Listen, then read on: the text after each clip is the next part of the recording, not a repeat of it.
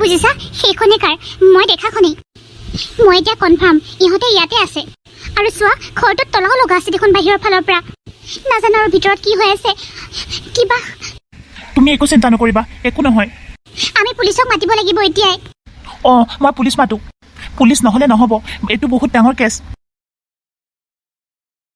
Hello' police মই আপোনালোকক লোকেশ্যনটো পঠিয়াই দিছোঁ আপোনালোকে লোকেশ্যনটোতে আহি যাওকচোন বহুত ডাঙৰ কেছ হৈছে হয় আহি যাওক সোনকালে ৰ'বা মই লোকেশ্যনটো পঠিয়াই লওঁ কি হৈছে নাজানো আৰু মোৰ ভণ্টিজনীৰ নাই একো নহয় চিন্তা নকৰিবা পুলিচ আহি আছে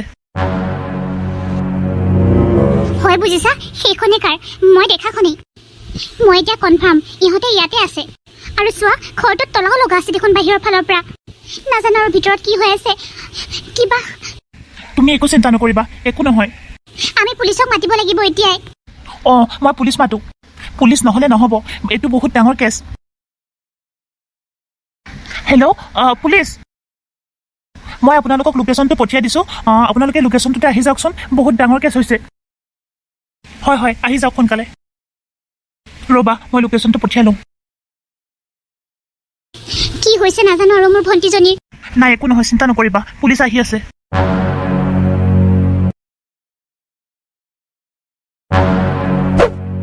হয় কি হৈছে জনাবচোন আহিলে ছাৰ সৌটো ঘৰত মোৰ ভণ্টি কোনোবাই কিডনেপ কৰি ৰাখিছে চাগে কিন্তু ঘৰটো তলা লগোৱা আছে কেনেকৈ নাজানো আপোনালোকে চাওকচোন নহ'লে দৰ্জাখন ভাঙি দিব লাগিব ছাৰ যি কৰে সোনকালে কৰক খালি মোৰ ভণ্টিজনী বাচিব লাগে ঠিক আছে ব'লা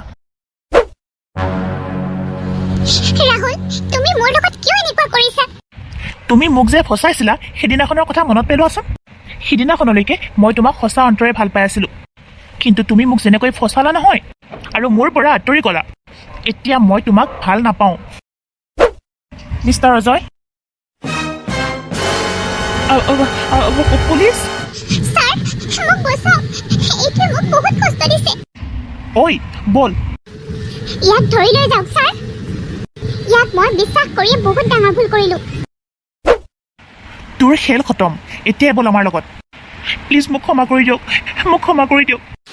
ছাৰ নকৰিব ইয়াক ক্ষমা লৈ যাওক মই ইয়াৰ কথা শুনিয়ে মই মোৰ নিজৰ মানুহজনক এৰিব বিচাৰিছিলোঁ এই অসভ্যটোৰ কথা শুনি তুমি কিয় মোক বিশ্বাস নকৰা মই তোমাক ভাল পাওঁ এনাফ ইমান জোৰেৰে বান্ধিছে ৰছীডাল আজি তোমাক অনু আৰু যতীনে বচাইছে কি অনুৱে বচাইছে ভণ্টি তই ভালে আছনে অনুবা ৰাহুল আচলতে ভালদৰে নহয় মই তাক বিশ্বাস কৰি বহুত ডাঙৰ ভুল কৰিলোঁ ঐ তই কি চাই আছ বল আহ বুলি কৈছে নহয় বল এতিয়া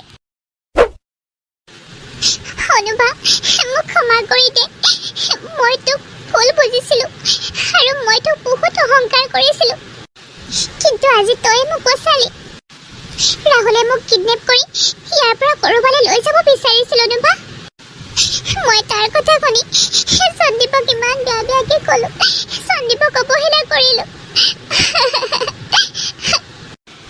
এতিয়া সি ধৰা পৰিলে নহয় একো নহয় দে আৰু আমি আছোঁ তোৰ লগত ভিনদৰে আছে মই আছোঁ আৰু কি লাগে তই ঠিকেই কৈছিলি অনুবা মই ভুল আছিলোঁ তই শুদ্ধ আছিলি তই মোক কিমান বাৰ কৈছিল অজয় ভালদৰে নহয় কিন্তু মই শুনিবই চেষ্টা কৰা নাছিলোঁ মই মোৰ নিজৰ মাজতেই ব্যস্ত আছিলোঁ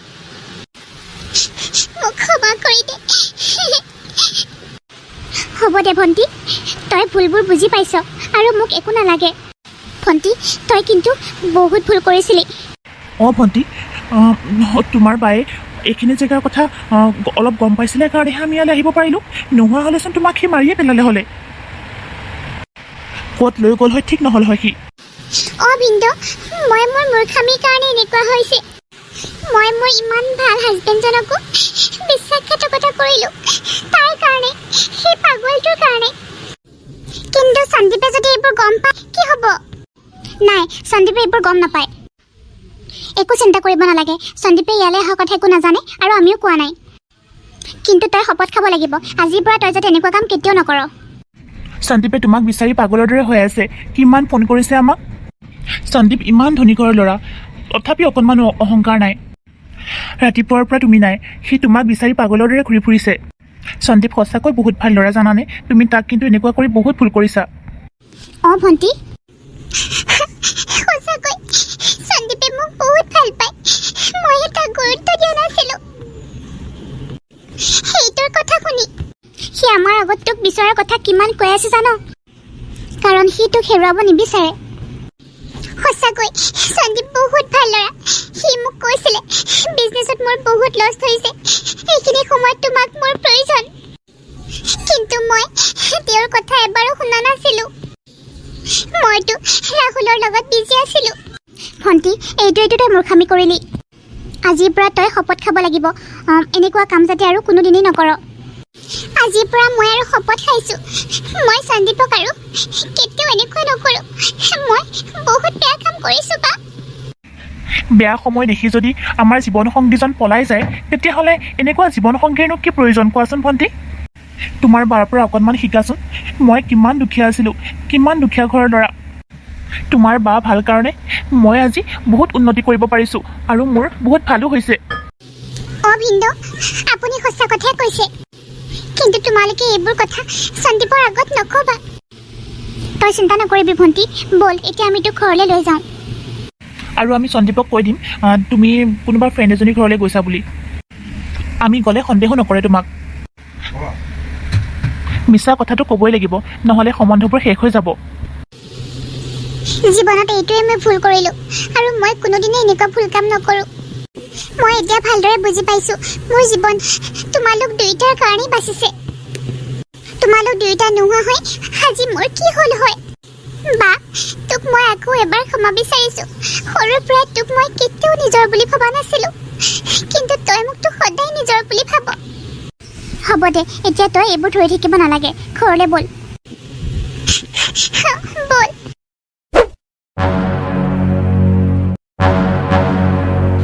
অনুমাজনীও, তই মোক ক্ষমা কৰি দিবি অ' মা। তোক মই সৰুৰে পৰাই নিজৰ ছোৱালী বুলি জ্ঞান কৰা নাছিলোঁ, কিন্তু আজি তোৰ কাৰণে মোৰ ছোৱালীজনী বাচিল। তই মোক কিমান কৈ আছিলি আগৰ পৰাই, আৰু সিদিনাও আহি কৈছিলি। তেতিয়া যদি মই তাইক বাধা দিলোহেঁতেন, আজি তাই এনেকুৱা কেতিয়াও নকৰিলে হয়। সন্দীপৰ দৰে ইমান ভাল ল'ৰাটোক এৰি তাই ৰাহুলৰ লগত গৈছিলে। মা, হ'ব দিয়া, এইবোৰ কথা আৰু ডাঙৰ কৰিব নালাগে। বেলেগৰ মুখত পৰিলে বহুত ডাঙৰ কথা হ'ব। হ'ব দিয়া মা, সন্দীপে এইবোৰ একো গম নাপায়। আমি কৈছোঁ ভিনিয়েকে মই তাই মোৰ ফ্ৰেণ্ড এজনী ঘৰলৈ গৈছিলোঁ বুলি। মাজনীও, ক্ষমা কৰিবি মোক। মা, মই এইবোৰ কথা একোৱে ধৰি থকা নাই, তুমি চিন্তা নকৰিবা। আৰু দেউতাক তুমি সদায় ভালকৈ ৰাখিবা, ইয়াতকৈ আৰু মোক একো নালাগে। সদায় ৰাখিম মা, মই সদায় ভালকৈ ৰাখিম।